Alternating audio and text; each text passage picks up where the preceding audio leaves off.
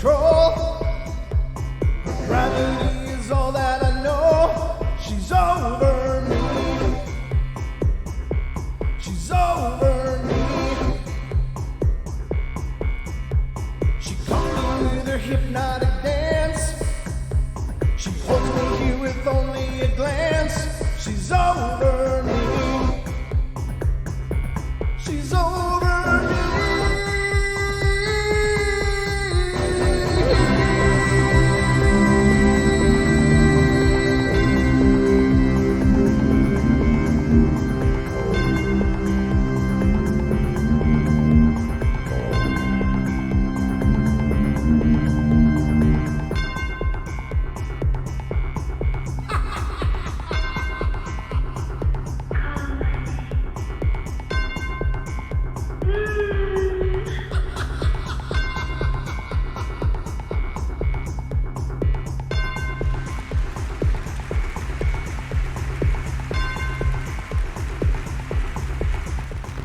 Ladies and gentlemen, boys and girls of all ages, welcome to the Paranormal Portal.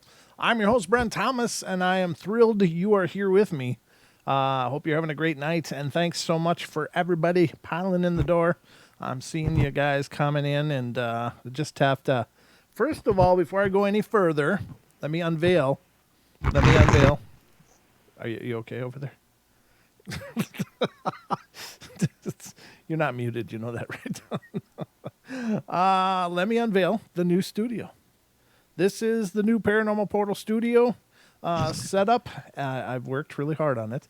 And special thank you again to Taco, who made this sign right there. That is plasma cut steel, powder coated, and it's just beautiful. I'm just loving it.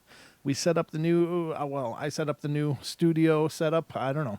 Hope you guys like it. I'm pretty fond of it. It's just exciting to have a little bit of an update, a little facelift on a studio we've been using for a long time. So I'm really excited about this, and here it is. And this is the grand unveiling. This is the new and improved Paranormal Portal studio. So hope you guys like it.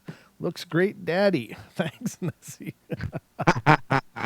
And that laughter you're hearing in the background, that's not just the haunted EVPs of tonight, but it is my co-host and wonderful friend. I almost pushed the wrong button, Don, because he is coming at me remotely tonight. So welcome to the show, brother. How you doing? Oh, doing good. It's just another brilliant whatever day it is day. Oh, it's hump day. Hump day. It is. It's hump day. Thank God. For those. That sign actually looks really cool back there. It does. You know what's cool too? Let me just show you this. I don't know. I turned it off because I turned off this feature because it was doing some weird stuff, but it can do this fade into different colors and stuff. Ooh. Doesn't that look good? Ooh, I don't know yet. The stream hasn't caught up. Oh, okay. That's right. So you got the lag, but I got this little remote. I can do all these different colors. It's really cool. Really fun. The reason I shut it off was because the camera kept autofocusing, and I was like, oh, damn it. But I went in and turned off that setting, so hopefully it won't do that now. It looks like it's holding steady, so I'll keep it variable, just like the moon. But are you seeing it? Yeah. That's actually really cool. All right. Well, yeah, that's many thanks once again to our good buddy Taco, who set us up with this beautiful sign. It is now the centerpiece of the new studio. So when we're in the studio, well, we'll always have Taco in our heart. Yeah, that's the truth. That is the truth. So Taco, wherever you are, brother, if you're not out there listening right now, thank you so much. This is just amazing. It's just amazing, and I can't thank you enough for that. And, it really made the centerpiece. Like, literally, it is the centerpiece. So, but anyway, Don, how you doing other than that? Good? Oh, yeah, all good. Yeah, long day at work, and now I'm here, and this is all that really matters. This is all that matters to me. You got a little staticky on your sound, but that's just my beautiful, not your end, it's on my end. It's just that beautiful sound card thing going on. And now your camera's all out of focus. There we go. Quit moving, dude. There you go. Now you're not fuzzy. Okay, that's creepy. Move. Don't move. Okay, fine. No, just till your camera focus. Jesus. All right. There we Oh, go. man. So tonight, ladies and gentlemen, we're going to be doing a little bit of the introduction to a couple of the things that happened at Coloma. First of all, I wanted to take a moment and talk to my good friend and co-host, Mr. Don Longbeard, who this was his first major outing, and you had an excellent time, huh? Yes, I had a very excellent time. Yeah. Well, very good. Actually, no, it was just I was looking forward to it. I wanted to just get out there and experience Coloma, and I was pleasantly pleased with the results. It was fun. We got out there. We met the people. We met Cha Cha and and Titan and Justin Goodearth and MCAT, of course. And then, of course, I met Duke. I didn't meet Duke last year because I didn't go. So I had to meet Duke and then Mike and Hawk. We've already talked about all those people. Yeah. But no, it was just great getting out there and actually getting to use some of the tools that we've had sitting around the studio for a while. It was really cool. I got to get out there and use my new camera. Yeah. Had to get the camera out. So yeah, it was the experience was really cool. I really enjoyed it. Yeah, I thought it was great, and I was really glad that you got a chance to make it work this year because I was really sorry you weren't there last year. Not as I am.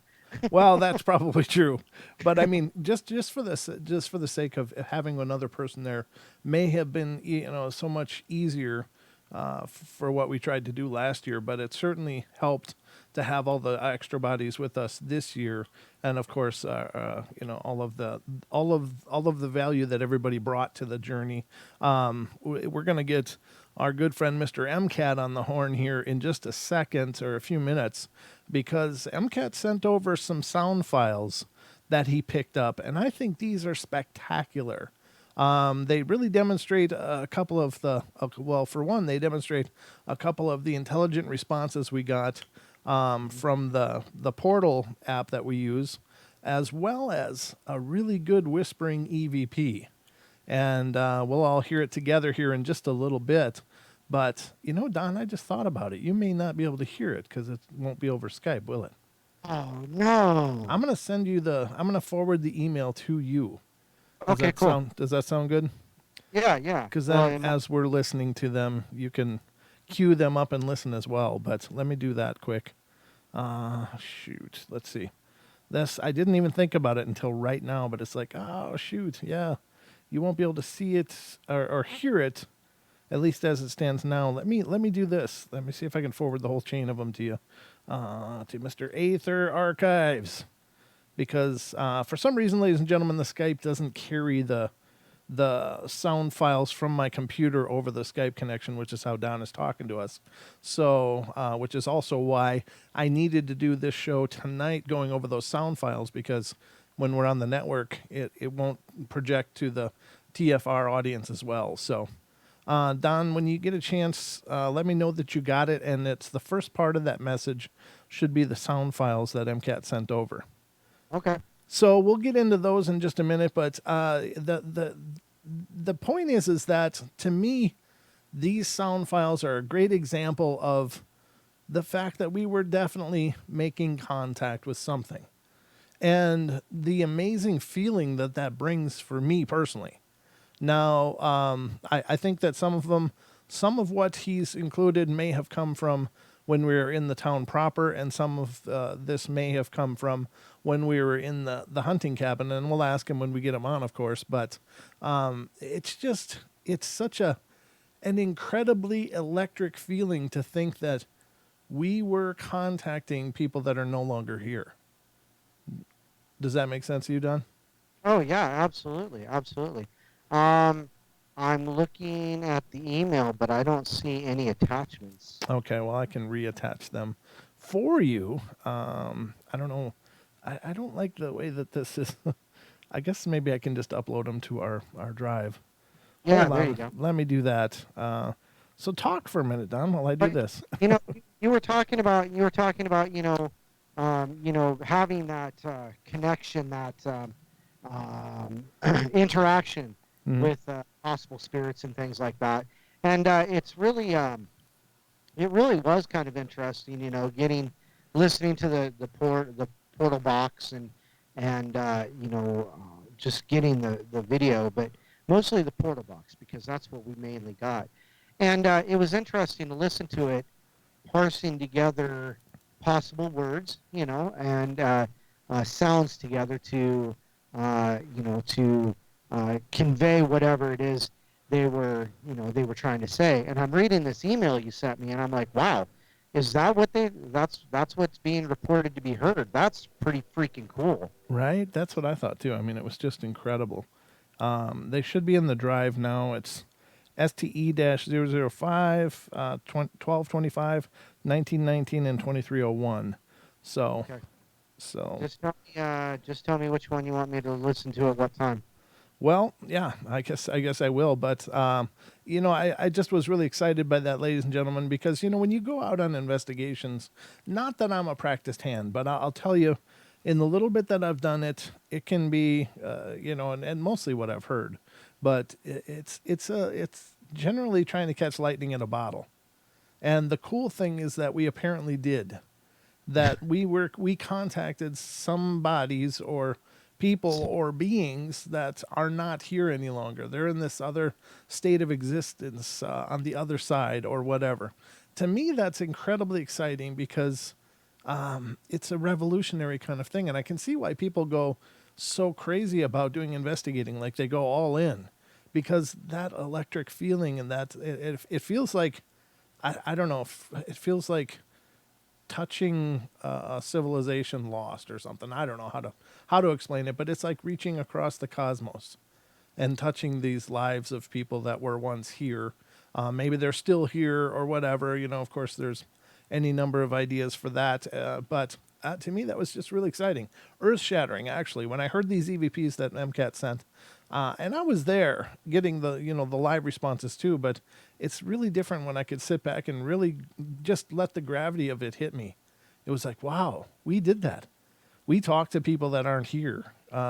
They responded to us. They heard us. They were able to interact to some level with us. And that to me was exciting. So without further ado, let's get our good buddy, Mr. MCAT, in here. MCAT, are you on the horn there? Hey everybody, how you doing? It's your buddy MCAT. It's good to see you, buddy, and thanks for coming on the show tonight because obviously you were very instrumental, an integral part of what we were doing up there with your expertise, your knowledge, your tools, and your know-how. I mean, it was really great that you came and that you were a part of it. Oh yeah, I was glad to be there too. I really wanted to make it this year, so. Well, you did, and it was no small journey for you. But I really... No, 1,500 miles one way, so it was quite the drive. Well, that sounds like a Tuesday for you, right? Yeah, something like that. Well, I got to thank you very much for sending these sound files through. First off, if you don't mind, could you give us your reflections, being a seasoned investigator? What were your reflections of Coloma and that whole experience up there?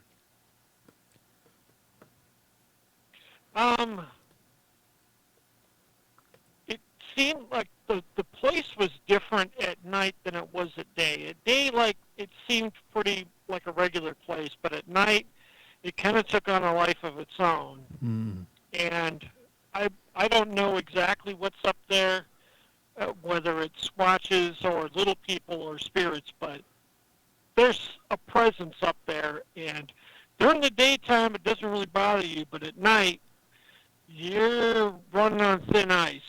You gotta be careful what you're doing up there. Yeah, and that's the way I felt too.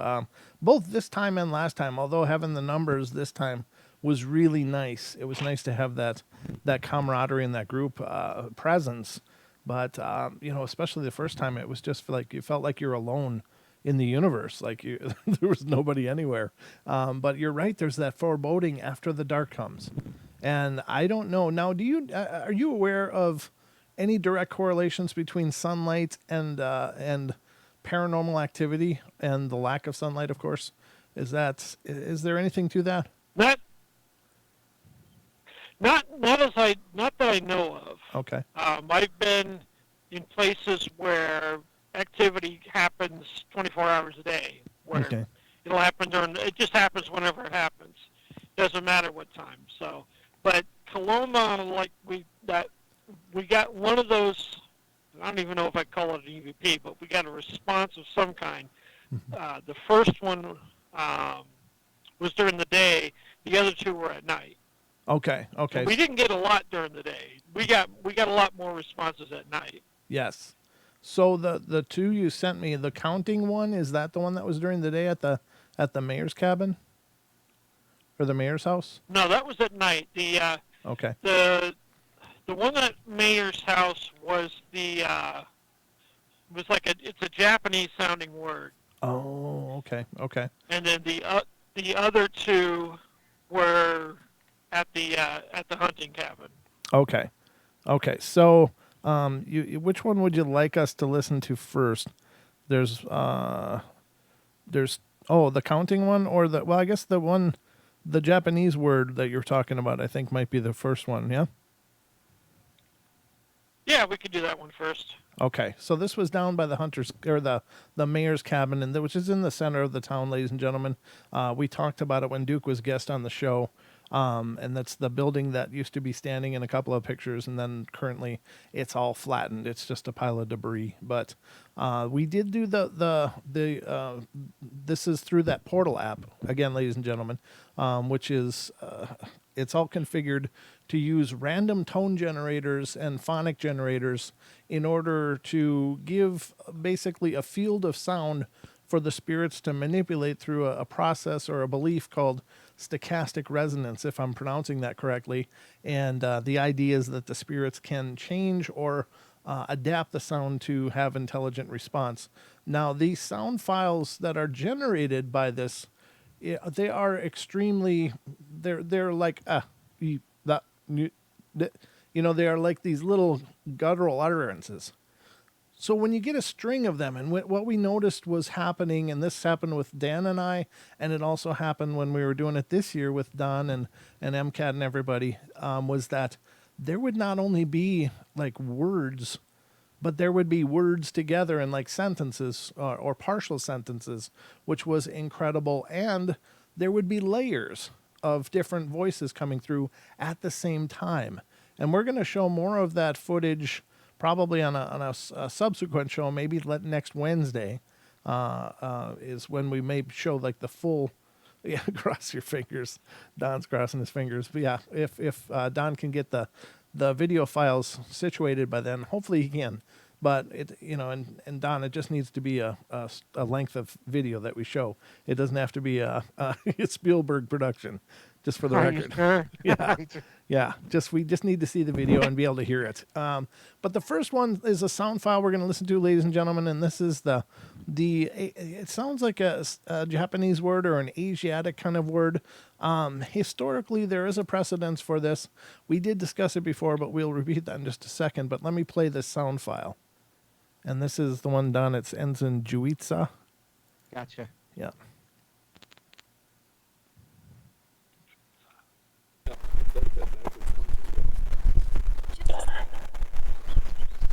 We'll let that play again. That was kind of...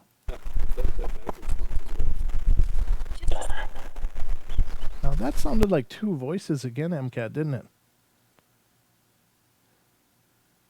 Yeah, the interesting thing about it is I think one of the voices is a response from the portal, and you can hear the reverb on the end of it. Yes. But this word, there's no reverb on it. That's why it stands out. Right. No, let's listen to that again with that mental note now.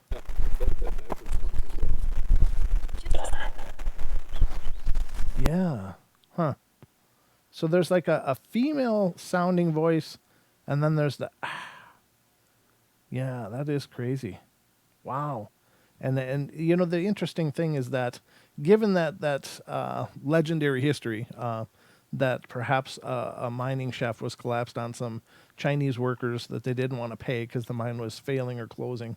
They didn't want to pay them for their last month of work.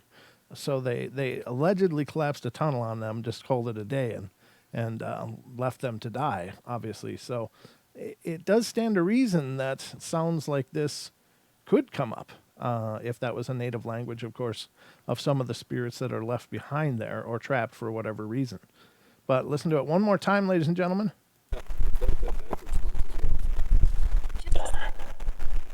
Wow. That's really intense. Okay, so that's the first one. And the second one is the actual EVP. That isn't, it's like a natural EVP like you'd get from just a sound recorder, right?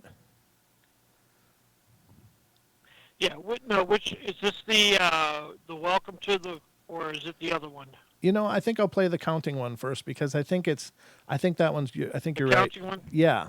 And so this came from the hunting cabin at our night session, right? Yes. Okay.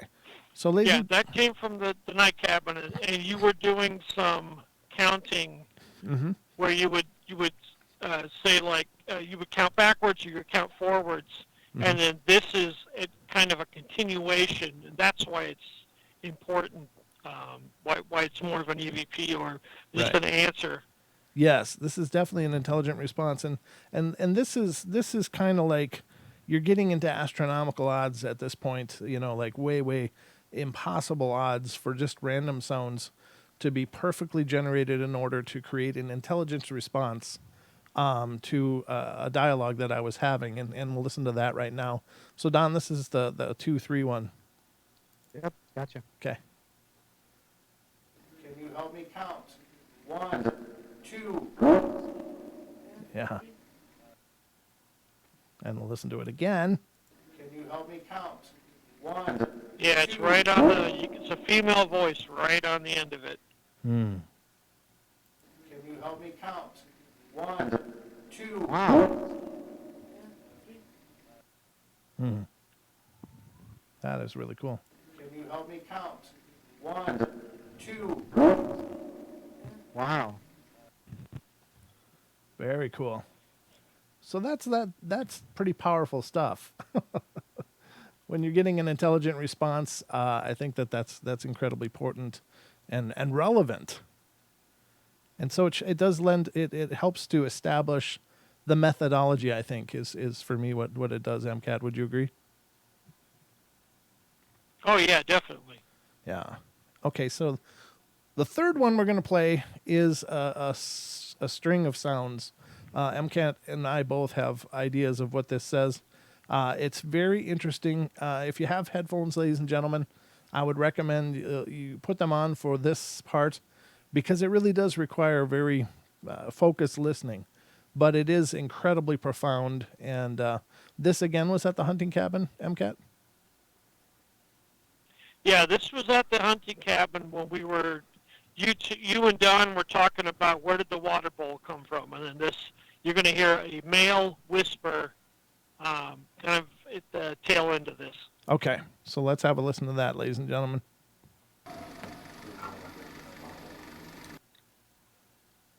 What? I think that last word is bowl. Okay, hold on. I really have to.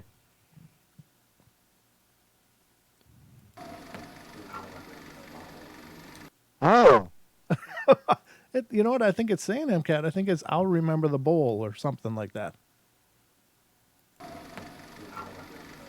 That last word could be bowls. To me, it sounded like fold, because it isn't, the first word isn't water, it's something else. Right. Yep. Yeah. You know, if it does say what MCAT thinks it says, I don't want to be. Yeah. Welcome to welcome to the fold. I think you have been initiated now, Don. You're part of it now. Don, you are stuck in it. I should leave Don on screen instead of covering him up with players. But that is really interesting. I'll play it again. Wow. One more time. Did it say I don't remember the bowl or I'll remember the bowl or something? It sounds to me like I will remember the bowl. Yeah. And it's got like a slang to it, like bowl. I'll remember the bowl. That is so cool. That is so cool. Oh man, that just gives me like this joy. I mean, it's no small thing, you know? Wow. Let's listen to it again. Yeah, it's really good to have captures like that. That is brilliant. Yeah, I mean, I you know, and the funny thing is and in hindsight, I really wish we would have done more of that, of just having the recorders going, nothing else, just being silent and asking questions. Because I think, especially at night over there, the fact that voice came through so really profoundly, it's incredible. It's not just a sound. That's a many worded response. I will remember the bowl, or I don't remember the bowl, whatever that says. That's credible, especially since we were just having dialogue about, hey, was that bowl here or not? What was going on? Yeah. You know? Yeah. Yeah, yeah. So yeah, it's responding to whatever it is that we're talking about, and that's, you really got something when you have something like that happen. Yeah. But you're right, of course. I think just going there and having us, not even having the portal on, but just having us talking. We wouldn't even have to ask questions, but just talk to each other. Right. I found that in my experience, that's where we get the most EVPs when we're talking to each other. Good point. Good point. Yeah, I mean, And they'll just latch on or say something. Just I've had it where, like, you stub your toe and you get an EVP. Oh, I bet that hurt. and how right they are. I think you're right. Go ahead, Don. It's really interesting that we didn't hear it at the time, and so yeah, I agree with them, Kat. These sound like more like EVPs that we captured with the recording, the audio recording stuff, as opposed to with the portal. Yeah, I think it's a separate thing personally. Yeah. Because like he pointed out, there was no reverb on that first, and the second one, the counting one, yeah, that was through the portal. But I don't think this last one was through the portal. I think that was a straight EVP. That's what I'm saying. Yeah, I do too. And now, Yeah. standing there, I was like, yeah, this is way cool. But now I'm kind of half freaked out. All right. Well, Don, you were the show me guy, remember? We're showing you. Wow. You said you wanted to be showed. Here you Well, go. I think it's important to point out that there were more than one of us were thinking that there was something hiding in the back room. Yes. That you could feel the everything was just kind of turning up. Yeah. Yeah. And I got to say, when Dan and I were alone there a year ago before, that was very true, because we kind of went in there at twilight, just as it was getting dark, and it was starting to fade, and we had everything all set up. We started. It was pretty. I mean, it was fine, but it was amazing, the transformation, especially in that one location, in that little janky cabin out in the middle of nowhere. It got darker and darker and darker, and as it got darker, just as Duke reminded me of last time, he's the signal got less and less and less as night fell, and it really did. It made me stand outside by myself, which I didn't want to do, and I wasn't enjoying too much. But it's one of those things. So I mean, there is a transformation in that place. You're right. That's a really great way of saying it. I think that's incredible. That was really a good session there. We had that going. We had the peakers way out on the side of the mountain that Duke and Mike went after. Now, did you get? Was time well. Yeah, that was. Did you get video of that on your FLIR? No, unfortunately I didn't. Oh. I was running my cell phone camera to take video in the cabin, and then every once in a while I just pull the FLIR up and just keep an eye on that thing to see if it was moving around or not. Oh. But Okay. and I put that in the report, but I was seeing there was a lot of these you know what like an evergreen tree. So it's a triangle tree, but this is a triangle tree up on the mountain with a head and shoulders sticking out the top. Yeah, that's not how they grow usually. And it was like that ain't right. No. It So was I'm telling Mike, I don't. There's something up there. I don't know what it is. And wow. so Duke went and shone his His son, torch on it, and they ran away. yeah, Duke brought a mini sun with him. That thing was so bright. Oh man, I tell you what, that is just it's such an incredible place, and it was so amazing. I want to listen to this AVP one more time. Hold on, because that just still rattles me in a really good way. I'll remember the bowl like that. And there's such a drag on that bowl word. Bowl.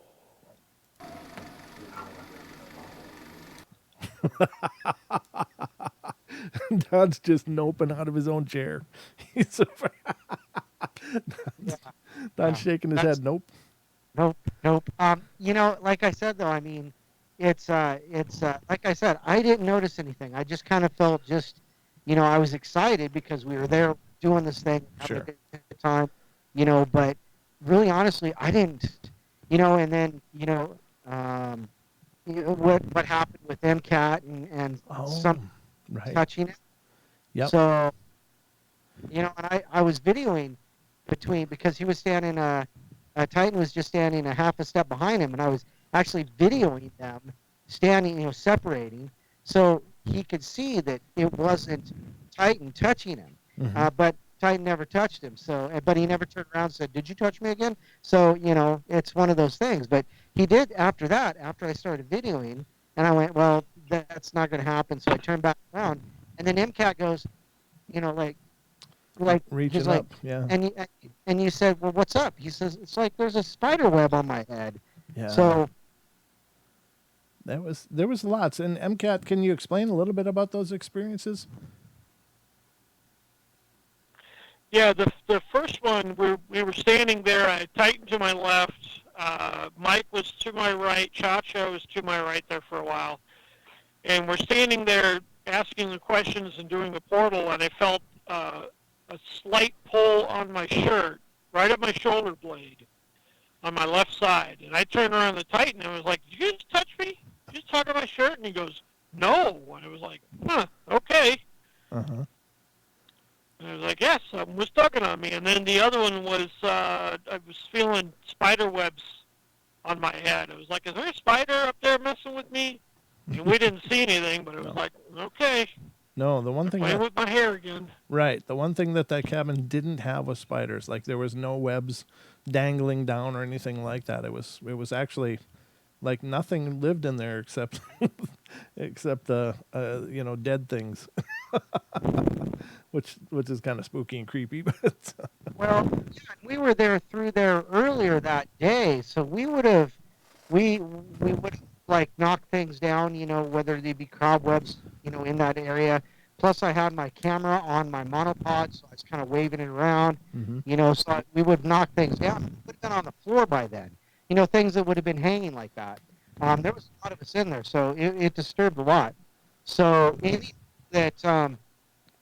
that would have, been hanging would probably have been knocked down by the time we got back up there. sure. That's what I'm thinking.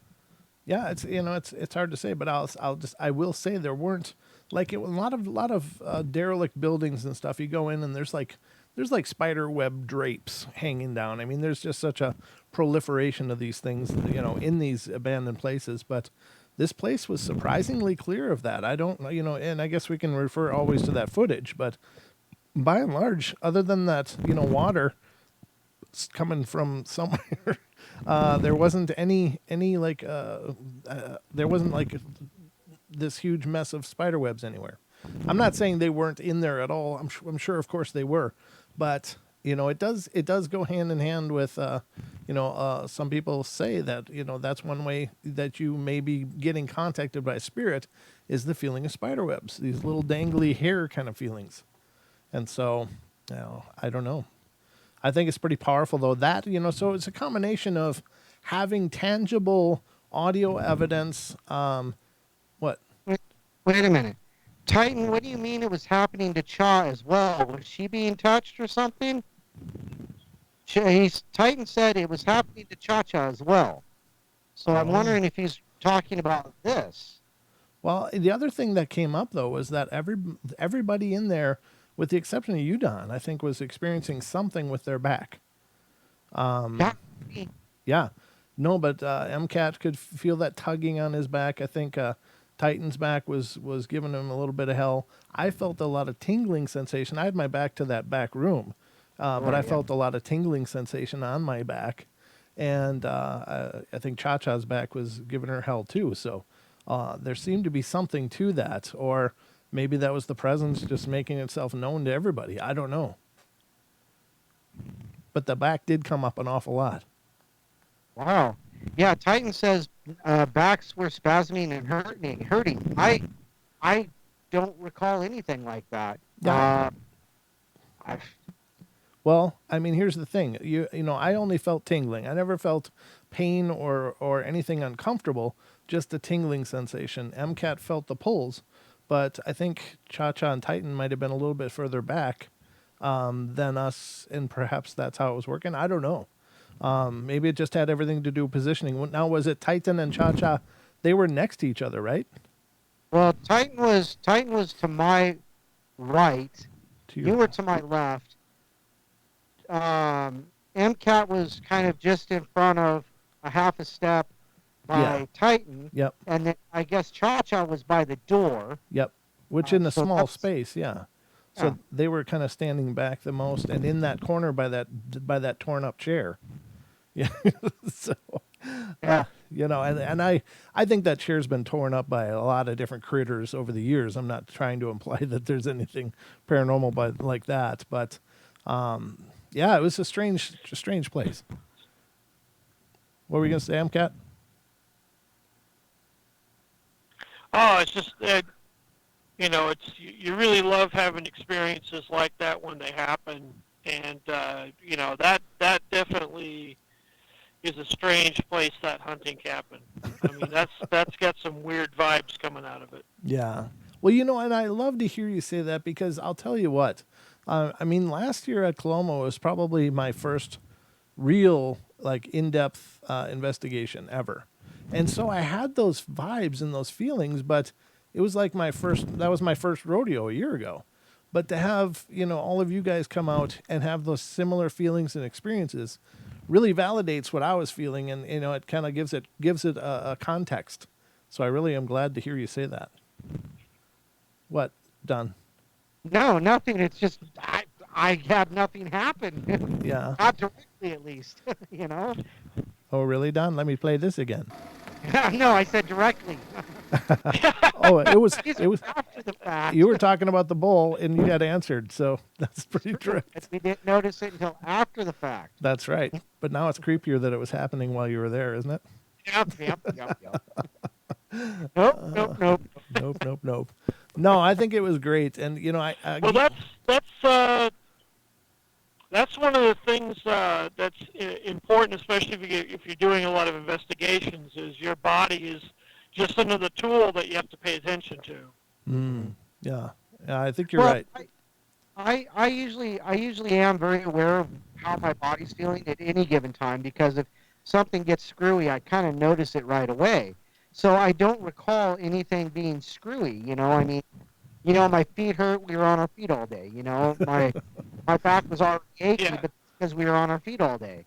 You know, but nothing odd happened at that point, like a touching or something like that. So I don't recall. And like I said, I would normally recall something like that, but I don't recall anything like that. That's fair enough. I mean, you know, granted, it was your first rodeo. Yeah, that was your first rodeo. Well, no, I mean that's what you experienced, and that's what you experienced. There's Right. no problem with that at all. Yeah. And you know, generally that's pretty common though, right? MCAT in investigations, some people will have more personal experiences than others. It seems to be a commonality that someone in the group is maybe targeted more than others, or some people are given more personal experiences. Would that be fair to say?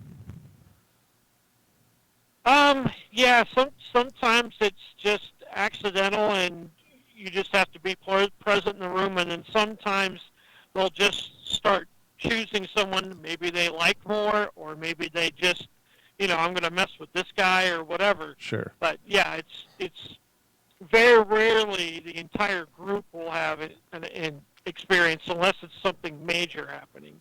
Yeah, yeah. Well, I got to tell you, brother, I think that these EVPs, well, this EVP and potentially the other one, I think are brilliant. And it really, again, it really makes me wish that we had done more with just the recorders. Not that the portal wasn't a valuable tool, and we did get plenty of intelligent responses with that, but I think that it's more direct when you get it with an EVP, just from the sitting quietly between questions and letting the spirit respond as it will. It just seems to remove variables and make it so much more organic. Yeah, it really is when you're just, it lowers the, what do I want to say here? It makes the variables a lot less if you just have a recorder going or a couple of recorders going, and then you start getting answers on the recorders, and just by talking to each other or talking to whatever's there. Yeah. Now I got to ask you, as a side note, have you ever had the experience where that two recorders will be running in a room, but only one will pick up an EVP, or that both of them pick up an EVP, one or the other, or both? No, I haven't. Usually, my experience is the recorders are more, like for a house, the recorders are more spread out to either the hot spots or just to certain areas. We don't normally have more than one recorder in an area. Okay. So, did you say you had problems with your recorder, that it didn't record, or that you didn't have anything on them? Nothing was there at all. Now, I pushed record Wow. many times on the footage that I watched from Don's camera. I could see it metering. I could see it like every once in a while clipping as the sounds from the portal were coming out. I could see the record button was lit, but there's nothing on there except for the test recording I did with my son before we left. Right. Wow. When we were videoing that, when I was videoing that, you could clearly see his recorder working. Yeah. You like you said, it would show the clip monitor, when the gain gets too high, clips out. I have this on video. There was no reason why that should not have been working. Now, with all that said, I have audio on my video that I now have to go through to see if there's a matching anomaly. That's a great idea. It's gonna it's gonna take you some time though. You're gonna have to sit down in a very quiet area and try to listen to those. But you're right. Your camera could have recorded EVPs as well. Yeah, now you got me even more freaked out. Thanks.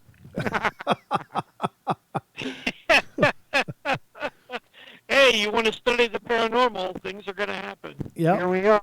Yep. It's your baptism by fire, brother. That's how it works. And we got a lot more to show you, ladies and gentlemen, about all this. But MCAT, I want to thank you, too, for that amazing write-up at the end that you did. That was brilliant. And I don't know if you've heard me say it since I've received it, but that's definitely going to be the standard form going forward. I thought it was really articulate and well organized and did a great job encapsulating the experience. Oh, the investigation report, yeah. Well, that's just experience, because at the end of that was the first thing that you had to turn in, because you want to do it soon afterward, like the next morning, because everything is fresh. Right. You're not going to forget anything. So it's good to have everything written down so that you have it for later. Mm-hmm. No, that was brilliant. Absolutely brilliant. And thank you, brother. I know you have more stuff on your YouTube channel as well. Could you take a minute and let people know where to see your other stuff?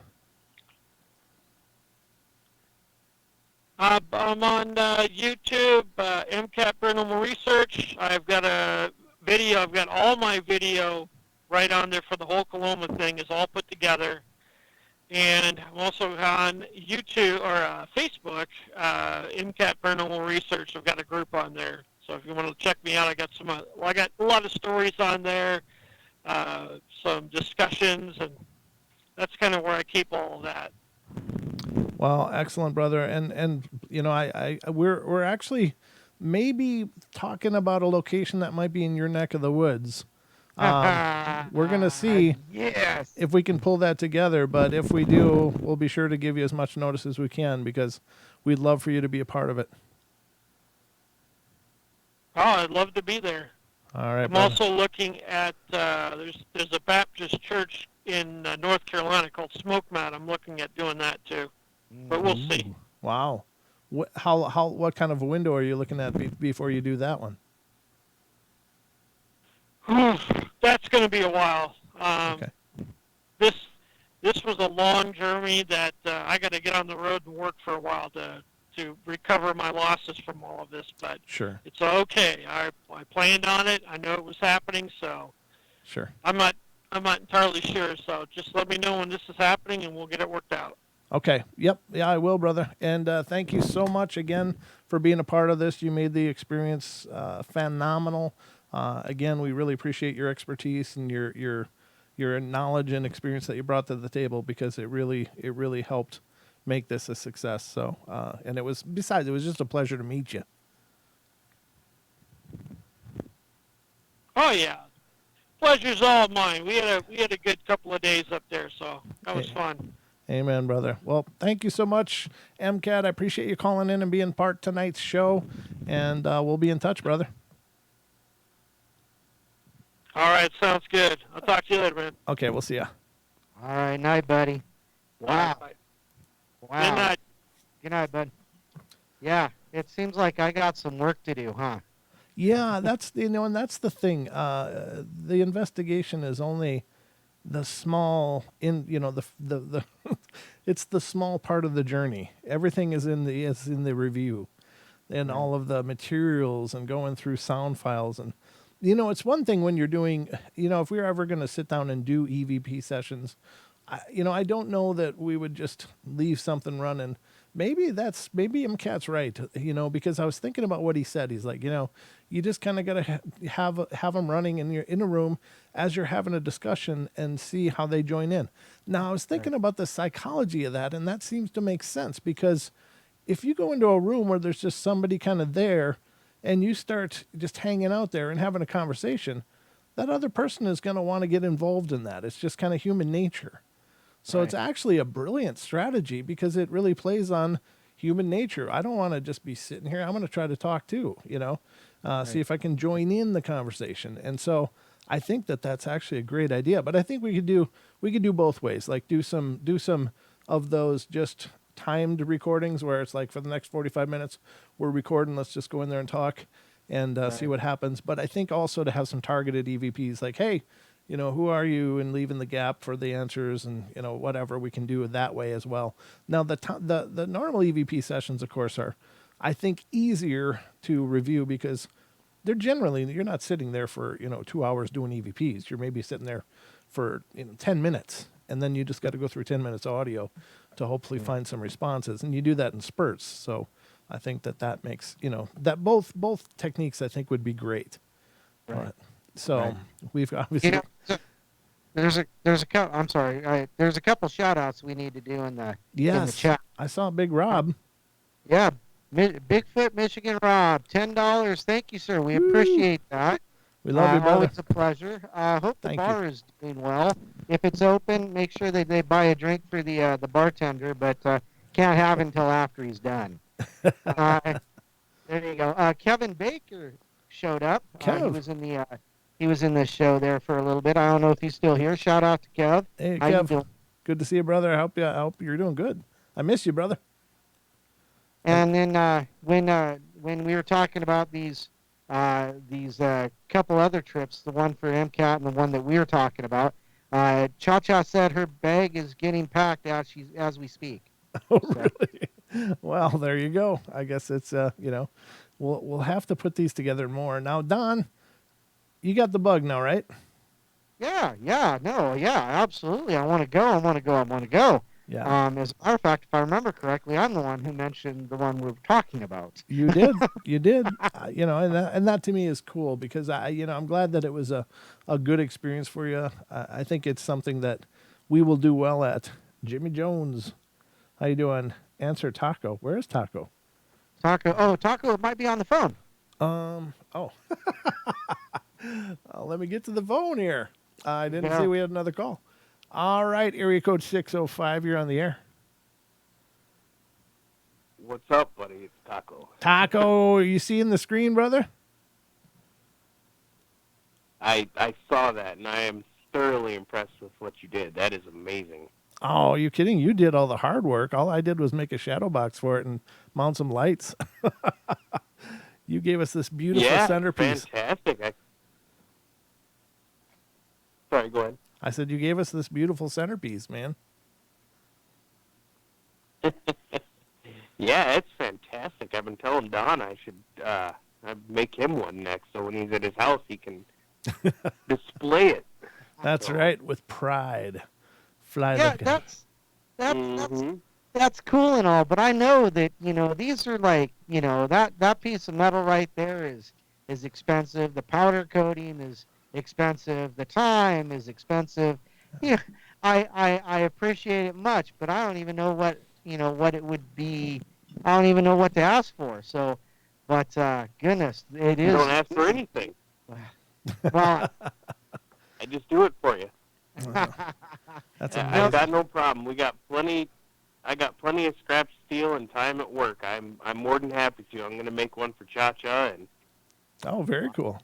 Wow. Yeah, it's beautiful work, brother. I mean, it's literally the heart of the new studio.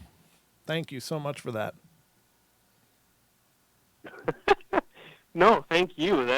That's awesome. I actually did call for a story tonight, but Oh, I had to please. get that out of the way and apologize for not being here the past couple times. It's been quite harsh, so. I know, brother. Just don't worry about that. You don't ever owe us an apology.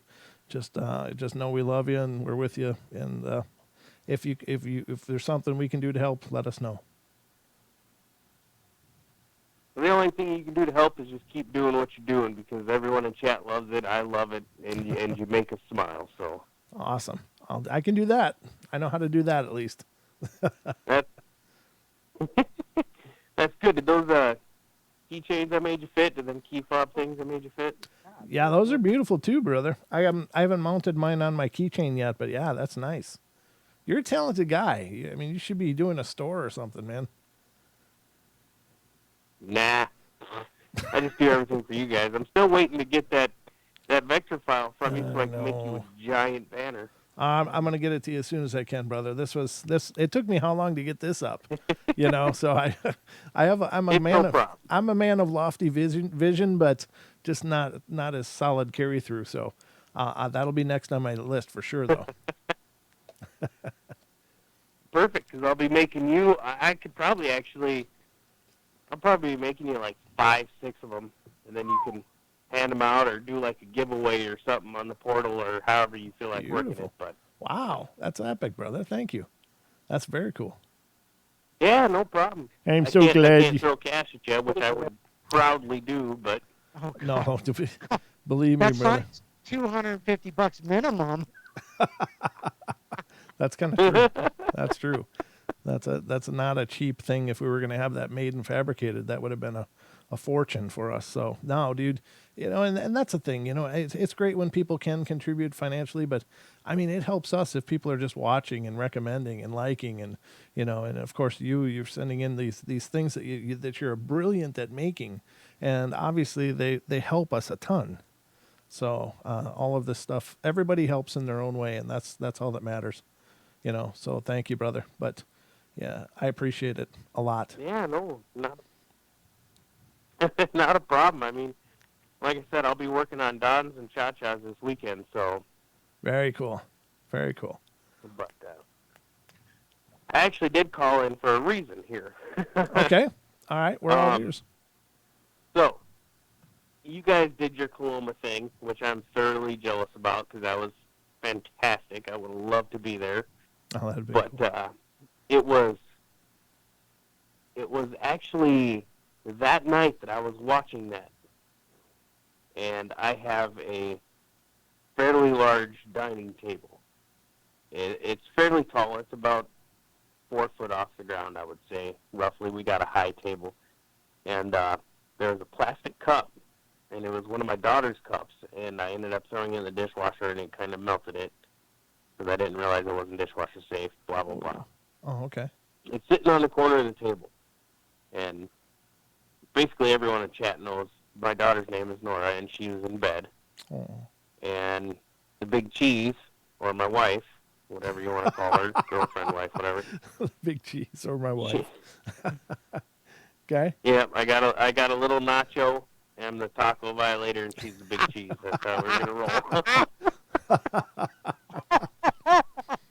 That's awesome.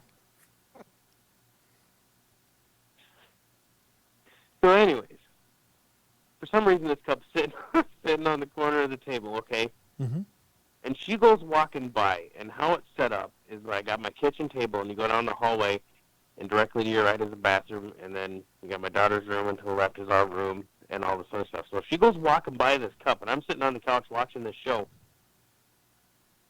and out of the blue, this cup, it sounds like somebody smacked it off the table. It comes flying across the living room floor. Ooh. She didn't hear it. She wasn't near it when it happened. And I'm sitting there watching you guys, and all of a sudden I hear this clink, clink, clink, and I look, and that cup is blown across the freaking off the table. It's like somebody walked by, like they're mad, and they just smacked. Like if you walk by a can of, say, Diet Dr. Pepper or something, and it's on the desk, and you're mad, and you smack it off the desk, Right. and just let it go flying. That's what happened, and it was during your show. And I just looked at it, and I'm like, what the heck? And I went and asked her yesterday, and she goes, I wasn't near it. And Nora is not tall enough. I mean, she can reach up there and grab it if she stands on her tippy toes, but she can't smack it. Right. So I'm just like, this is fantastic. I have another reason to call in and talk to these guys. Well, yeah, I mean, obviously somebody wanted you to know they were there. Right? Well, that's that's kind of what I don't know. Yeah, that's what My dad gave me this old car, and ever since then, I mean, I wasn't expecting anything to happen. I don't know if something's attached to this car or whatnot, but it just seems like weirder stuff has started happening since I've got this car. Oh, okay. Oh, That's interesting, brother. I mean, you could probably cleanse it. You could probably do some sage into it just to make sure that energy's balanced. I don't know. Is it feeling dark?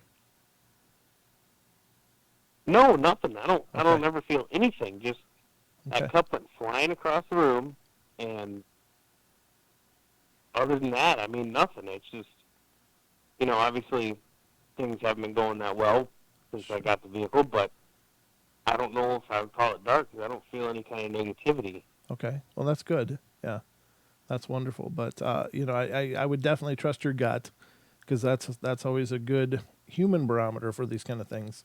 Like when something's dark, you feel it. You feel it through. It feels like you're being coated in oil, is the best way I can describe it. If you're around like something really dark and twisted, you feel sick. I can't explain it better than that. It just feels like, oh, and you know that you just want to get away, whatever's going on. So if it doesn't feel that way, that's probably not the nature of the visit, but I think that someone wants you to know they're there, and you can take that to mean, I guess, whatever you want. But I will tell you, if you want some help with this, at least to understand what's going on, let me know, because I know that our wonderful Deb would probably be happy to help you. And in fact, I could nearly guarantee it. She's such a sweetheart, and and she could help you dial into what's going on there. Yeah, and I was actually just thinking about her, and I was like, one of these times when she's on, I should just call in and ask her things, because my grandfather and I were very close, and I was the only male born. I was his only grandson out of like 8 kids on his side of the family. Okay. Wow. So we were pretty close, and I don't know if maybe, I'd like to know what he thinks. Sure. I guess, more or less, and all this stuff. And I'm not saying that cup going flinging off the table like that. I knew it wasn't my wife or girlfriend, because she's never done anything like that. Sure. Right. Yeah. Unless I got a radioactive ant or jumping spider or something in the house that freaked out. No. I Probably can't not. explain it. No, I what my gut is telling me that somebody's there. They want you to know they're there, and I suspect it might have to do with current events, but I don't know for sure. That's not my forte personally, Yeah. but it's probably. I know that the situation is pretty emotionally charged, and there's going to be a lot of confusion and a lot of anger and a lot of not understanding, and so. I think that if you let me, I'll have Deb reach out to you, or you can reach out to her, and we'll certainly make sure that that's taken care of, and you can get the help you need. I don't get the vibe that it's negative. Sorry, go ahead. I was just saying I don't get the vibe that it's negative or something to be concerned about. I just think that it's a situation, and I have a little bit of an understanding what's been going on lately for you, and it stands to reason that you would experience something like that. But it's not my current, like, I don't pretend to have real great vision for this kind of stuff, but it's just what my gut's telling me right now. Yeah, I'm really not too worried about it. I mean, if it gets to a point where you'll know, because I'll call in. You'll definitely hear it in my voice. Yeah, or just email me or whatever. Right man. now, there's just that one little thing happened. I mean, other than all the weird things I see in the sky, which you and I have talked about, and Sure. I do have to apologize, because my buddy who was with me today, we witnessed the Blue Man. He has been flaking out because I don't know why, but Okay. he just has been. I remember we were trying to set something up where you and I and him could all talk about it. Right.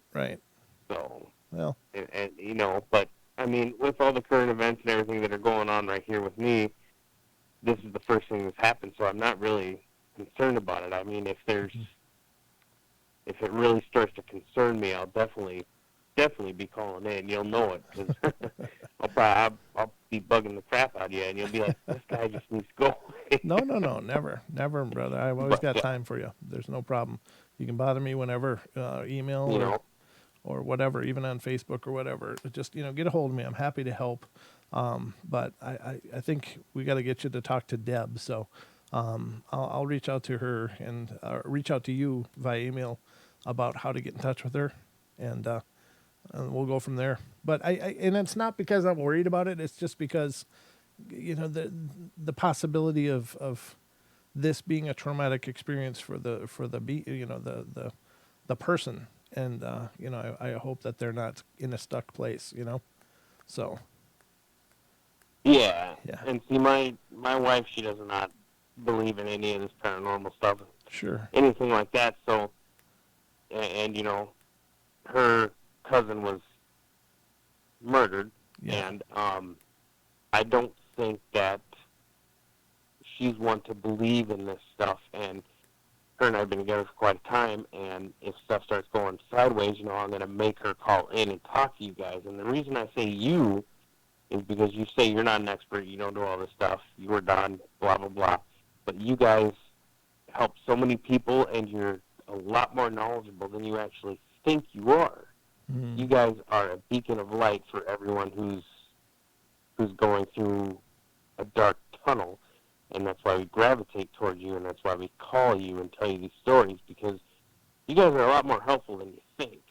And if stuff starts to get really weird around here, you're definitely going to be here for both of us. So, And that's fine, brother. I'll be there for you. No problem. But yeah, I mean, I'm happy to help any way I can.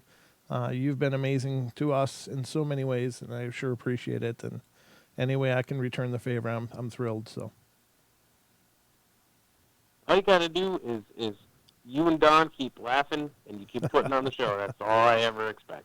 all right, brother. We That's it. will Otherwise, do that. you're going to have a lot of people haunting you. Amen, brother. We'll keep at it. I promise. Awesome. Well, I appreciate it, guys, and that sign you put up and how you did everything looks amazing, and you guys are great, and I'm still super jealous of everyone who went to Coloma, and it's been fantastic so far, and Well, thank you, brother. We'll keep portaling. Amen, brother. And we'll have to get you onto one of those excursions if we do some more. So I'll keep you posted. Oh, well, trust me, I'll be there at one point. I won't let you down. I'll be there at some point. I know you will. All right, brother. Well, thanks for calling in, and thank you again for everything. You've been amazing, and we really appreciate it. No. Don't even sweat it. Like I said, there's going to be more stuff coming just because I enjoy it. So, and you guys take care, and I'll try to stick around for more of the show. It just depends on if the little Nacho decides to wake up. So. All right. We'll give the Nacho a hug from us. I will. All right, guys. All right. See you, brother. See you later. Okay. Good night. Bye. Oh, that was cool. That's nice. Yeah, ladies and gentlemen, Justin made this sign, or Taco made this sign, rather. Sorry. And it's the centerpiece of the new studio. Don? Hey, why don't I unmute my microphone? Sounds lovely, sir. Yeah, I was just trying to be quiet because I wanted to hear Taco, so Yeah. I shut my microphone off. But wow, it's humbling for him to say those things. So I wanted to say thank you, Taco. And it's not a matter of what can you give to the portal. All you got to do is just share, like, and talk about us. It's easy. Yeah, So we'll take anything you can do like that. That's wonderful. So, and obviously he's done so much for us. So, I think it's good time for a break. What do you think? small break.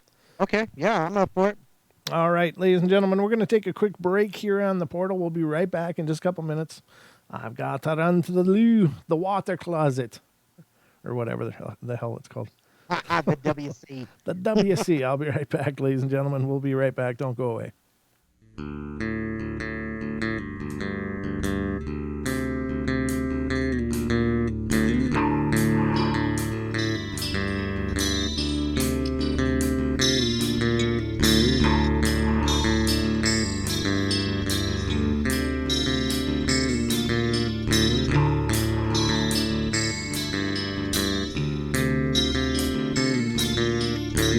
Everybody likes to play their games. Everybody loves to place their bets.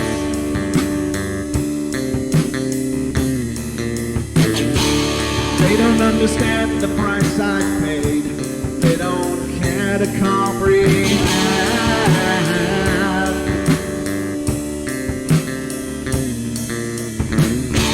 Trace their lines upon my body, dripping scars across my heart.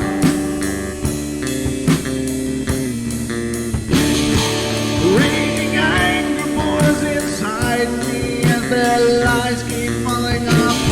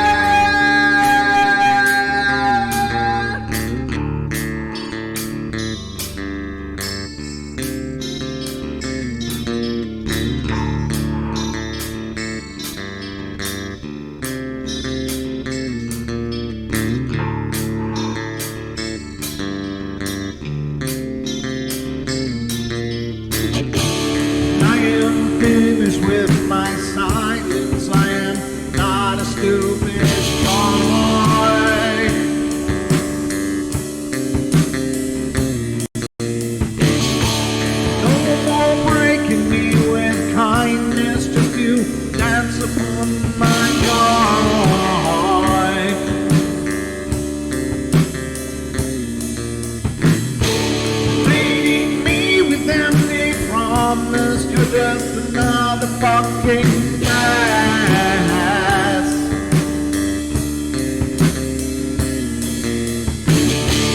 Taking off the slice of my sanity, just make sure that you're well fed.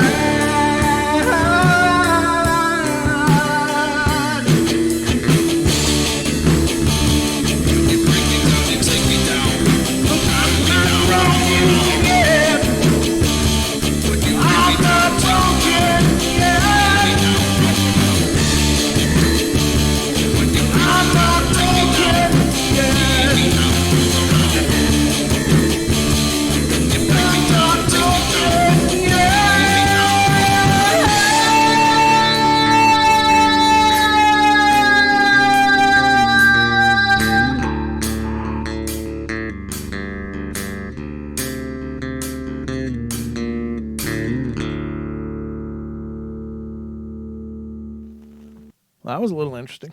Did it sound like a jet to you? Yeah, I don't know what that is. It happens every now and then. And it only happens when I'm on. Yeah. Skype. Yep. When we're remoting to you. Yep. I That's don't the know only what time. that is. That's just weird. Hi, welcome back to the Paranormal Portal. Well, thanks. Good to be here, Don. What's got going on tonight? Well, you know, tonight we got this guy on. His name's Brent. We don't know who he is. Well, that's me. It's me, ladies and gentlemen. Welcome back. Of course, we just took a quick break because, well, biology called. And when biology calls, you got to answer. There's just no getting around that. So, welcome back. Hope you guys had a quick break yourselves. Got something refreshing to drink and are currently enjoying the show. We have under an hour, about 45 minutes left to go. So, we got to cover some ground here, Don. Are you ready? Yeah, let's do that. Well, here's some ground we're going to cover. Let me refresh so I can get some ground to cover. It's always refreshing. Here's something from the Wire, the News Wire. It's from unexplained-mysteries.com, and it says, Senator Marco Rubio would prefer UFOs to be alien. You hear the minion? Really? Yeah.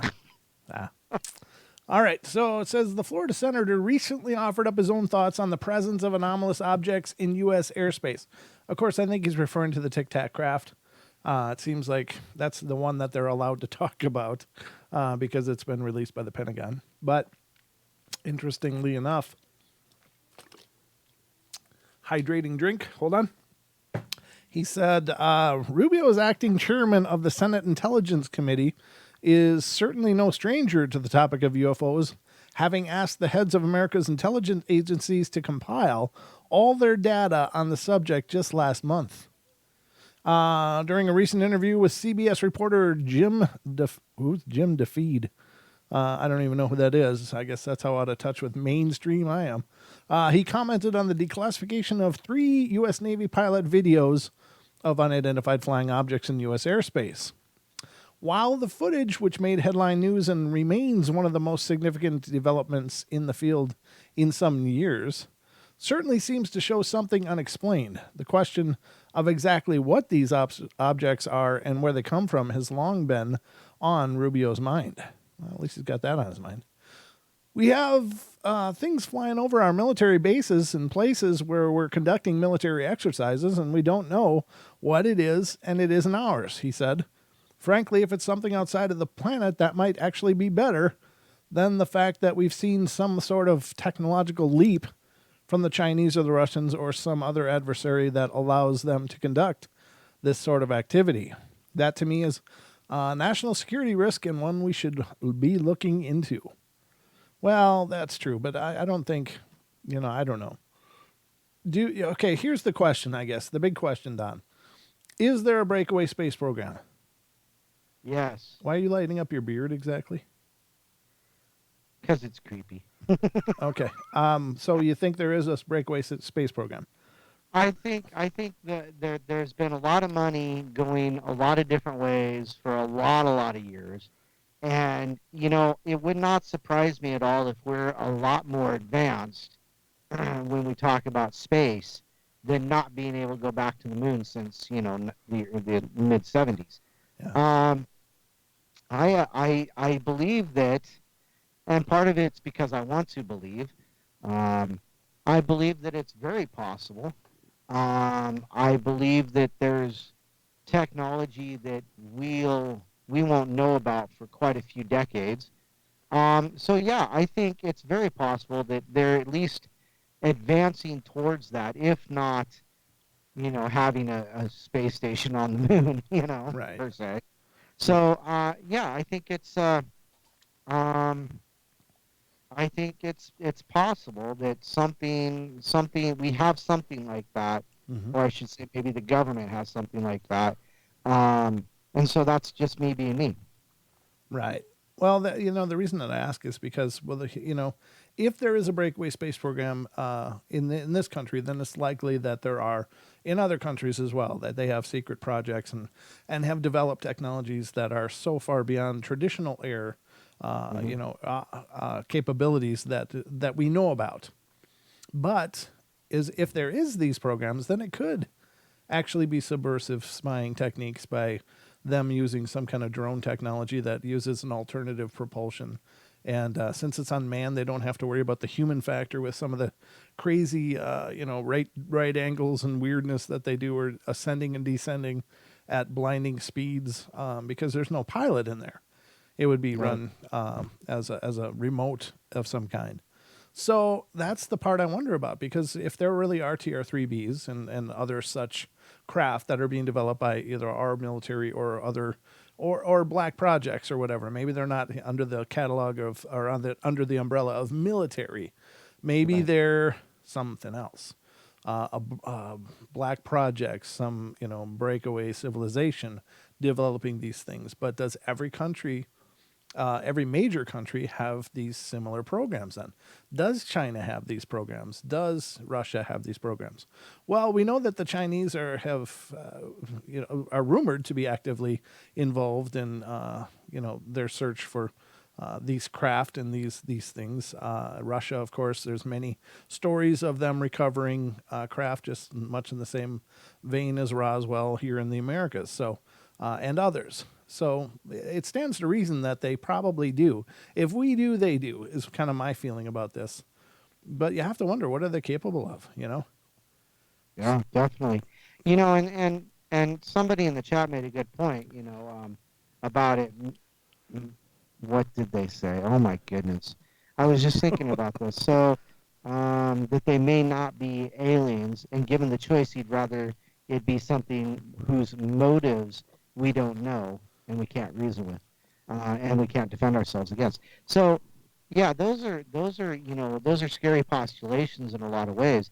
Um, I would, I, yes, I think there is something more to the hidden space program, the supposed hidden space program, the breakaway society, whatever that may be. Mm-hmm. But I'm more hoping that it's, specifically when we're talking about these Tic Tac crafts, the Go Fast, the Gimlet, and I forgot. Oh, Go Fast was the first one, Gimlet, and so I'm hoping that they really are an alien intelligence, so, just call me Mulder. I want to believe.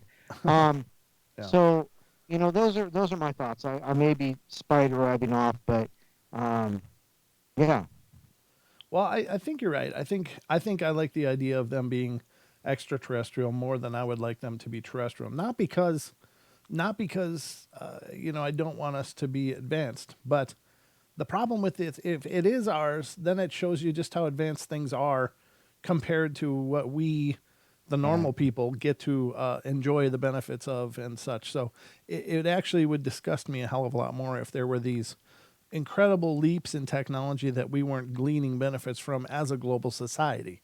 That to me would be repulsive and repugnant, and it would drive me crazy, because that means that there's some groups in these various countries around the world that are just, it's mine, it's mine. yeah, I want to the power. It's kind of that mentality, and that to me is incredibly disturbing, because if they're sitting on technological advances like this, I mean, how cheap could transportation be? And things like lighting up homes around the world and giving them access to heat and cool, and all of this stuff that would make life better. And how could that, be adapted to help agriculturally so that, these, drought famished countries are able to propagate crops because they have access to technologies that can, help them with these things. And, so to me, it's a disgusting proposal that we may have this stuff, but we don't know about it. So I much rather it was something from far away. They have no real vested interest in us. Maybe historically they did or whatever. Maybe we're a pet of some kind, some pet civilization that they come along and coax every once in a while. But, or maybe they're just these benevolent beings that just keep an eye on us to make sure we don't, knock sand out of the sandbox and start lobbing missiles around. You know what I mean? So, that to me is the part that would really trouble me. If it is ours, and this is the capabilities that are out there, I like the idea that we could have that kind of technology, but then it's the ugly reminder that we can't have that technology because somebody else wants it all for themselves. When you said if we're pets, it reminded me of a song by a band, Perry Farrell's band, Porno for Pyros. We make good pets, yeah. Well, I don't know if we do or not. I don't know if we make great pets or not. I don't think. I think we would have been neutered a long time ago. If nope, they're done. we've got another call here, so let me get to the call board. This is area code 701. You are on the air. Hello, this is biology calling. This is what? Biology calling? Hi, Naysay. Yeah, I know it's Naysay, but what the hell did you say? Sorry, I'm sorry, I'm a little nervous. This is the first time I've ever called on July 22nd, 2020. Well, thanks for calling on July 2nd, 22nd. What's on your mind tonight, brother? Oh, what is not? But I said this is biology calling because when you took the break earlier, you said biology calls. So that's called a callback in the comedian world. Okay, thank you. Thank you for that. But, thank you. No, thank you for taking my call. I wanted to share a little bit more of my bizarreness that has been increasing a little bit more and more as my crazy world continues to go on, and I wouldn't change it for the world because it's so exciting. Well, please do. Please share. The first story I'd like to share is recently I had a house guest that came through, and her daughter was with her. And she went and checked out the backyard. And she comes back in, and me and her mother are discussing about my want of building a sweat lodge in my backyard. Mm-hmm. And she said, "Oh, is that what that bison skull is for?" And I said, "Excuse me?" She goes, "You have a bison skull in your backyard."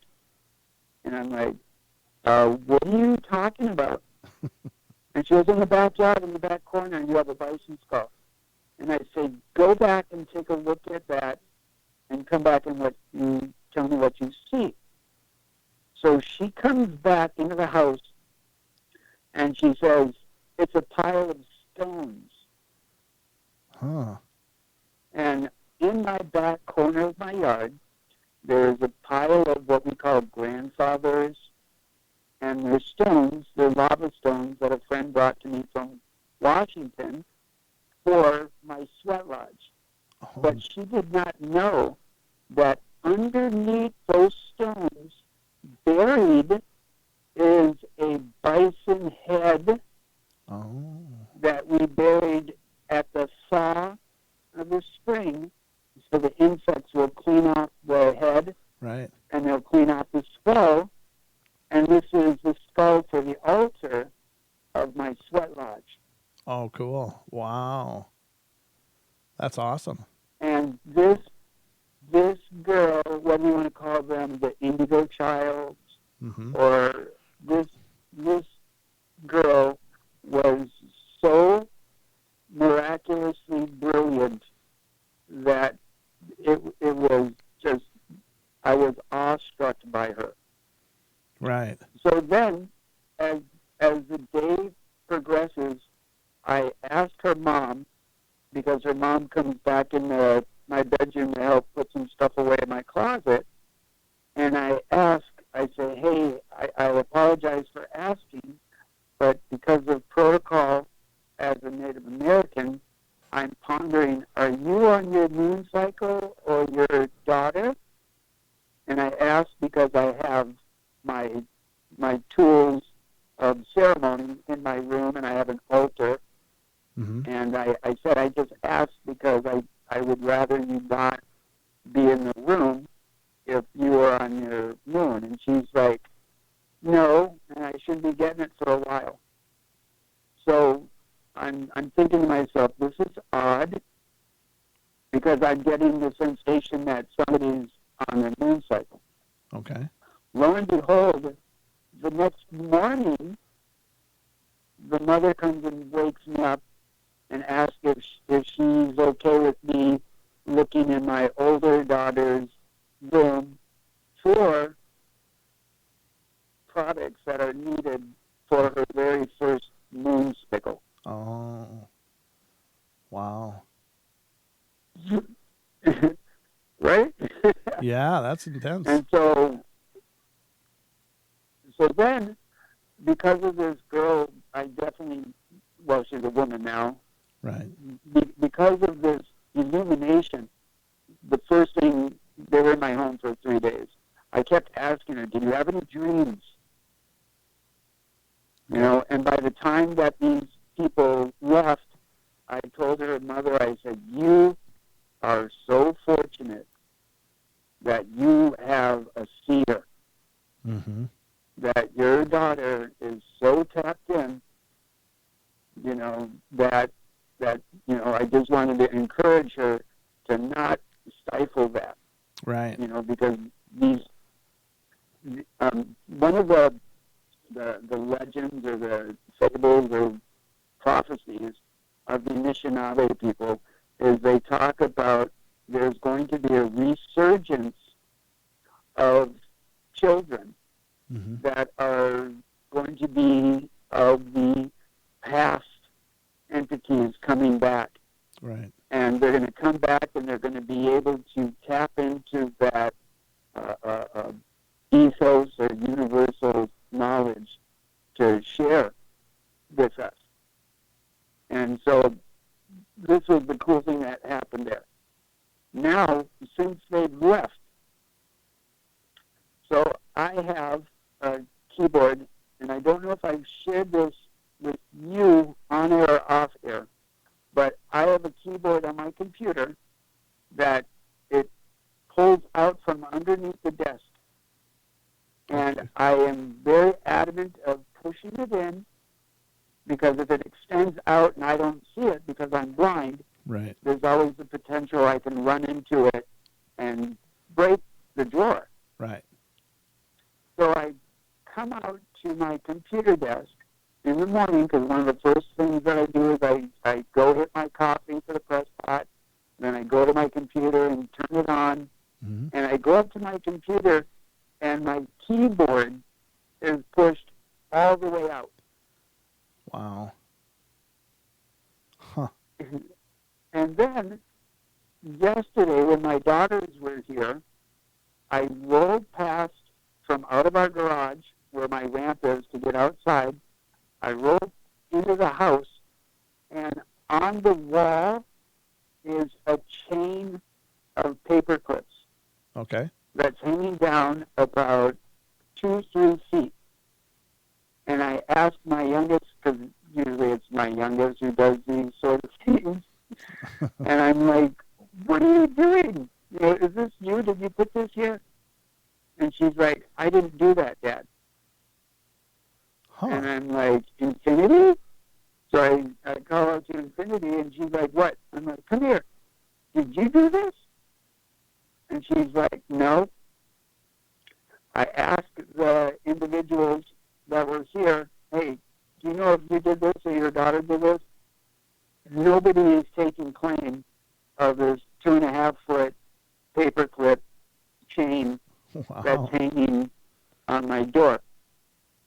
Well, that's interesting. This morning, right? This morning, a lot of times I will choose to sleep in my wheelchair because it's just more convenient than transferring into the bed and Right. that. This morning, I woke up and my chair is able to tilt back like almost like 90 degrees to where my feet are above my head. Okay. This morning, I wake up and I'm sitting in the upright position. But you went to sleep laying back? I remember leaning back and picking something, an audiobook on my phone, and then I go to fall asleep. And then this morning I wake up, and I wake up because my neck is painful. Yeah. And I wake up and I'm all hunched in my chair, and then all of a sudden I'm like, I'm sitting up. Oh. That's crazy, brother. What the hell's going on over there? I like you were saying earlier, I do not feel any type of negativity. Sure.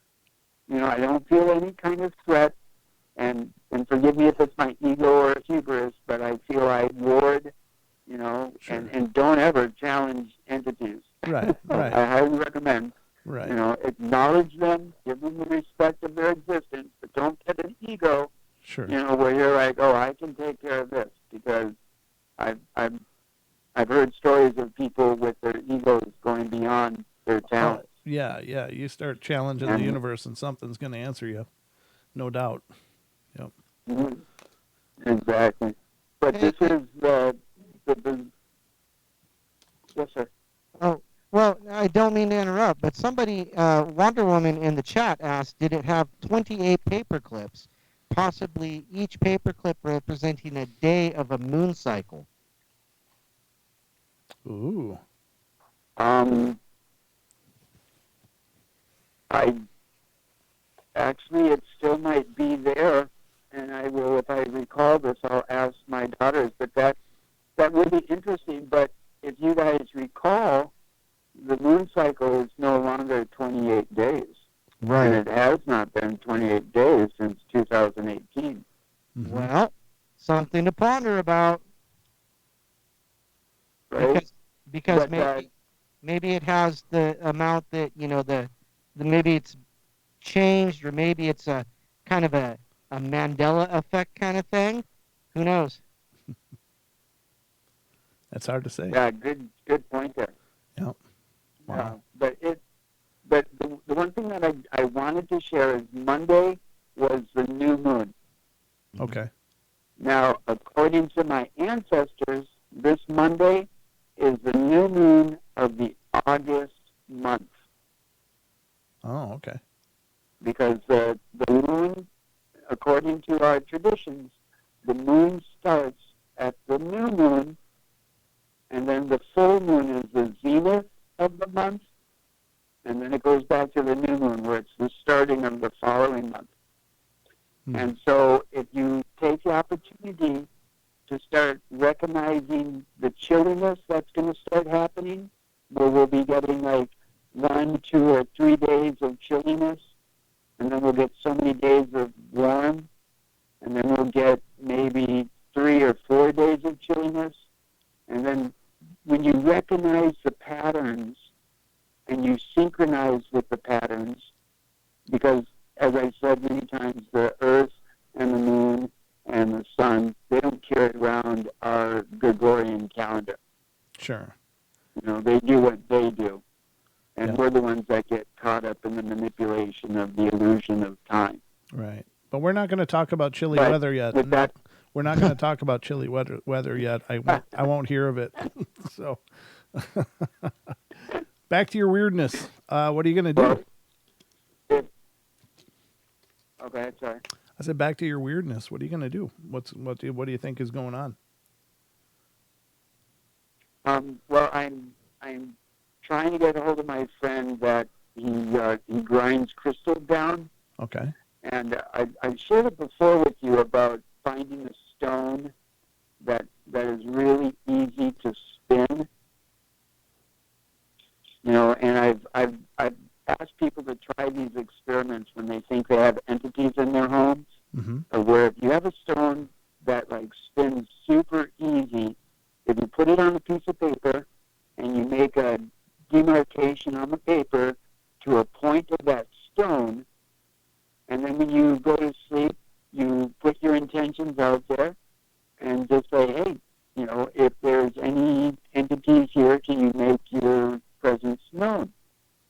And sometimes it works for people, and sometimes it doesn't. But it's one of the easiest experiences that I've found for people to utilize, especially if it's a really sensitive stone. Because you can find these stones, they're kind of like the flat skipper rocks. Sure. Right. Yep. And so my buddy that carves crystal, I asked him, because he has a couple of this, if he would carve me one, and I'm going to start using it for some possible divination tools. Okay. Well, cool. Definitely keep us posted about that, Okay. brother. Yeah, but like I said, I don't feel threatened, Okay. and if I may be slightly political, for those of you that live in the fine state of Minnesota looking for a choice of the United States representative of the 7th District, I would be humbly honored to have your vote. But that's the only absolute bizarreness I have, is that I've put myself into this arena of poly tricks. Well, good luck to you, brother. And keep us posted about that, too. Yeah, man, it's great to hear from you, and keep us posted if any other weirdness comes up. I want to keep hearing about this. That's very interesting. There must be something going on in the ethers for all this to be going on. It's always enjoyable, and I wouldn't change a single moment of it to have the opportunity to be on the air with the two of you. And I love you, Don. Yeah, now you're just I love you sucking. too, Brent. I love you too, brother. Thanks for calling in. It's great to hear from you, and you have a wonderful night, sir. You bet. And love to all of you on the chat. Hope you got enough dopamine fixes this evening. Toodles. All right, good night. All right, good night, Nace. Always awesome to have him call in. That's an interesting story about the girl and the stones and the bison head. Yeah, That's really kind of cool. crazy. An Aussie says, "Hey, that Paranormal Portal sign looks great." Yeah, Aussie, it sure does. It sure does, brother. Thanks for noticing. I don't oftentimes get the opportunity to look at the chat, but when I see those big orange letters saying Paranormal Portal, it kind of clues me in. But yeah, this is the redesign for any of you that are coming in late. This is the new studio look. Hope you guys like it. Let me know either in comments or whatever on the video if you're watching a replay of this. But let me know on the video what you think. I'm excited about this. I think it looks pretty sexy, Don. My batteries are dead. Hold on. No, I can still hear you. My batteries are going dead. I have to change my battery pack. Hold on. All right, I'll keep them busy while you're going to change stuff, Don. But don't change too much. We like you just like you are. That look says it all. I took them off camera just in time for that look, but you guys missed it. All right, let's get into some more weirdness, if you guys don't mind. We just covered a little bit of Senator Marco Rubio's hopes that the Tic Tac craft are from outer space and not from around the globe. And I gotta say, I kind of agree with that. And I kind of disagree with it. I'm kind of on the fence, I guess, for the most part. But Are you sure there might be aliens out there? no, not that there's aliens out there. I know they're out there, but I mean, those Tic Tac craft, are they? Is it better if they're alien or is it better if they're ours? And I don't know. I'm kind of both ways about it. Now, again, I've seen a UFO, not to pat my own back too much, but I have seen it.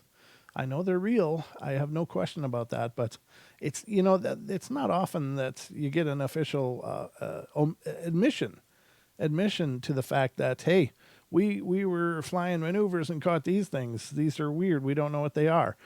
From the military, you just don't expect that. But Yeah, but there it is. I imagine that there's probably piles and piles and piles of those videos in the Pentagon. I'm sure they probably have thousands and thousands of videos just like that, and probably even more impressive. But they sit in archives or whatever. Right. But then again, do aliens have secret pacts with governments? All that the whole spider web of that is just, blows me away. So that was the first one. Now, Don, did you know that they found an active volcano on Venus? On Venus? Yeah, evidence of active volcanism found on Venus, Don. Wow. Again, from unexplainedmysteries.com. It says, far from being a dormant world, the surface of Venus seems to show evidence of recent volcanic activity. With surface temperatures exceeding 860 degrees and crushing atmospheric pressures that are more than 100 times those found on our own planet, the conditions on Venus are undeniably hellish. I don't know why I'm having trouble reading. Blah, blah, blah, blah, blah, blah. Undeniably hellish.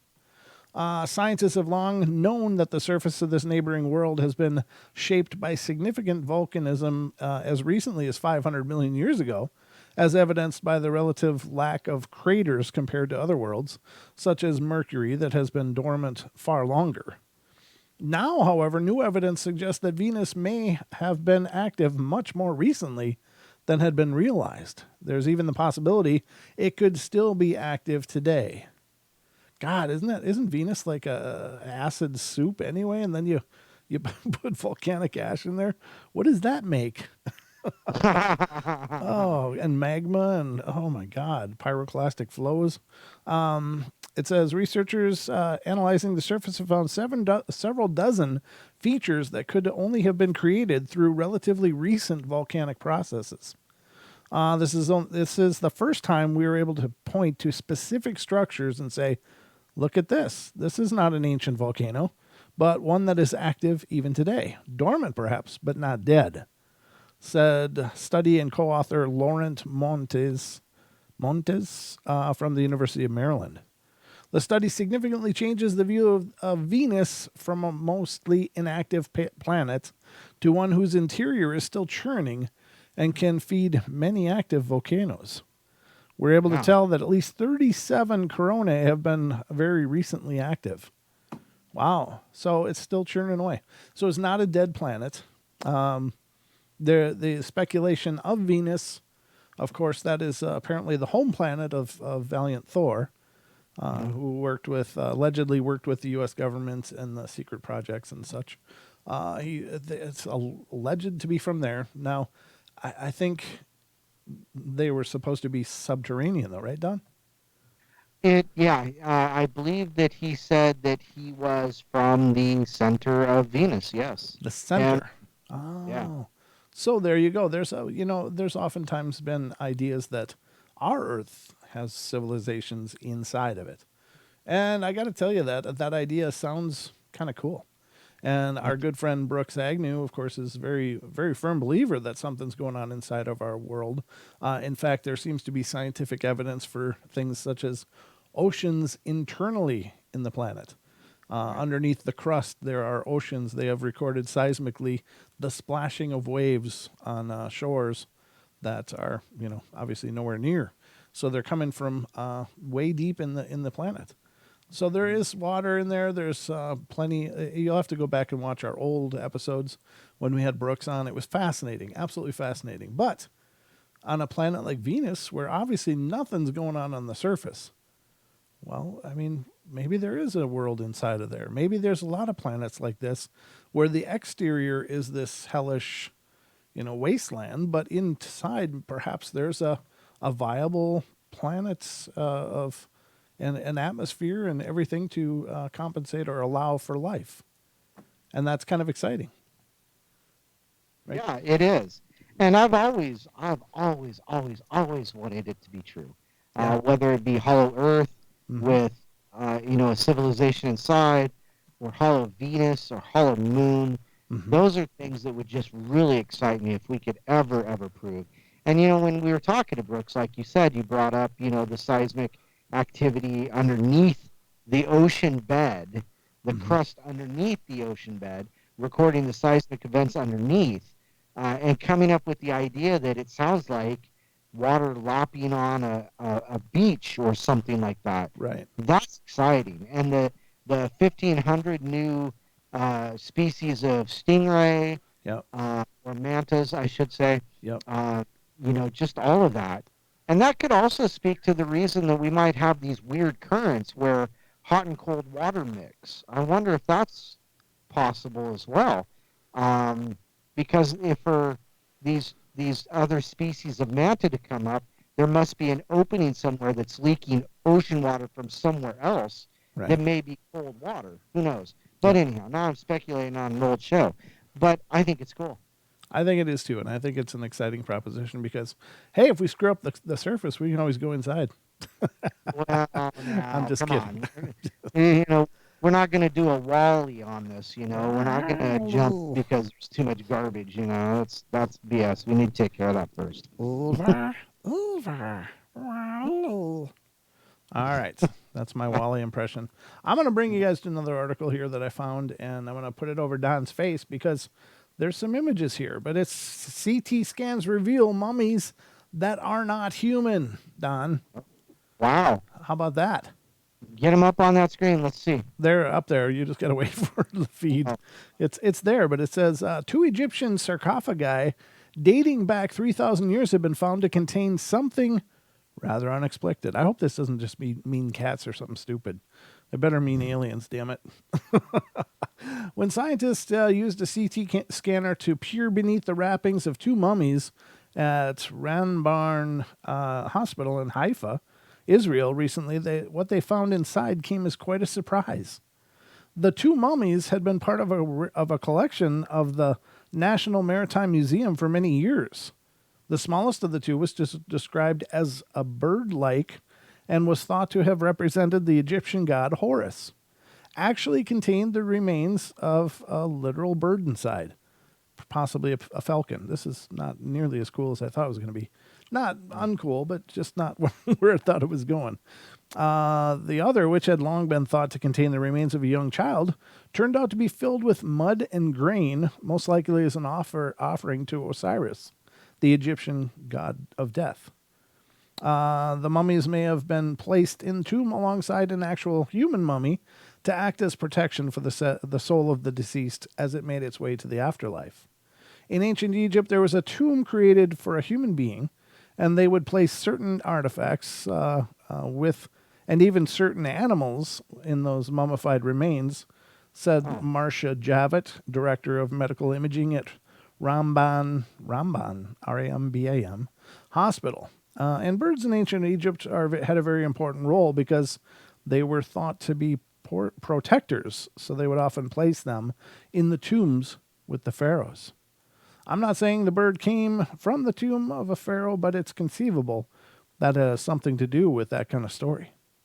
Interesting. Yeah, that's not exactly what I thought I was going to be checking out. But it is mummified stuff, but it stands to reason. That was part of their practices, Right. So Yeah, that sucks that it wasn't actually a human-sized No, bird. because I'm thinking of those from, Brazil or Peru or wherever they got those elongated skull mummies and stuff. They've done, well, in fact, apparently on Gaia, they got a whole series about those weird mummies that have these strange bodies with less fingers, and they reached adulthood. And, I think that's pretty wild. They certainly seem to have mummified remains around that are more to do with, not humans, something else that was, I think, intentionally mummified, right? Right. Yeah, Right. They were intentionally mummified, which would stand to reason that was some kind of culture, some kind of culture was going on there. I think that's pretty cool.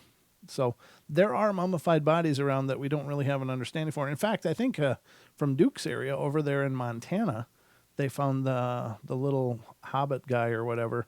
They look like E.T. or whatever. I don't remember. I hate that I can't remember names sometimes. But very interesting all the same that there are these beings that existed here and maybe still exist on. That would be exciting as well. I Yeah. mean, it'd just be mind-blowing. It would be, wouldn't it? Yep.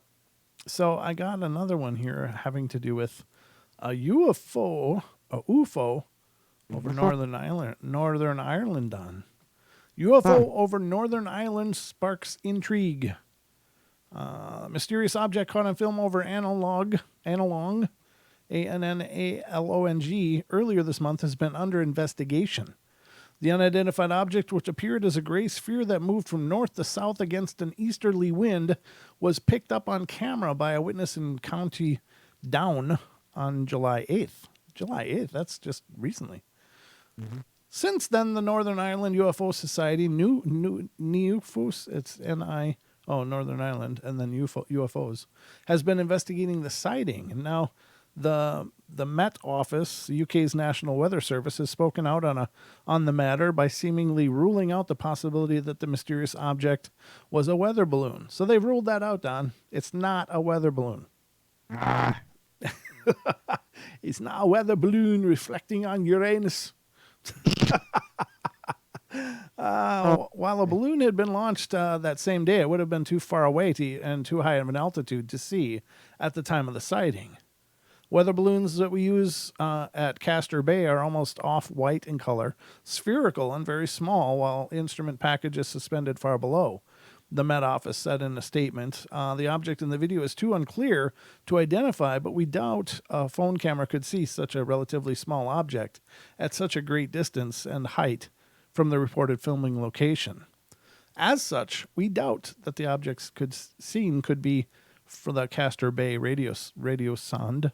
I don't know what that means, but according to NUFOS, NIUFOs founder Chris McMurray, there's been a report of a second sighting that took place a few weeks earlier by a woman approximately 5 miles away from Annalong. The group intends to visit the area in an effort to get to the bottom of the mystery. Now, there is a video. I don't know. What do you think, Don? Do you think we can play a bit? Is that fair use? Up to you, my friend. I think it is, because it's already been. It's not. We're not claiming it's ours. We're playing the actual footage. Right. I have a feeling that's what it is. So I think it qualifies as fair use. And there's the dot up there. Let me get it on big screen. There's the little dot.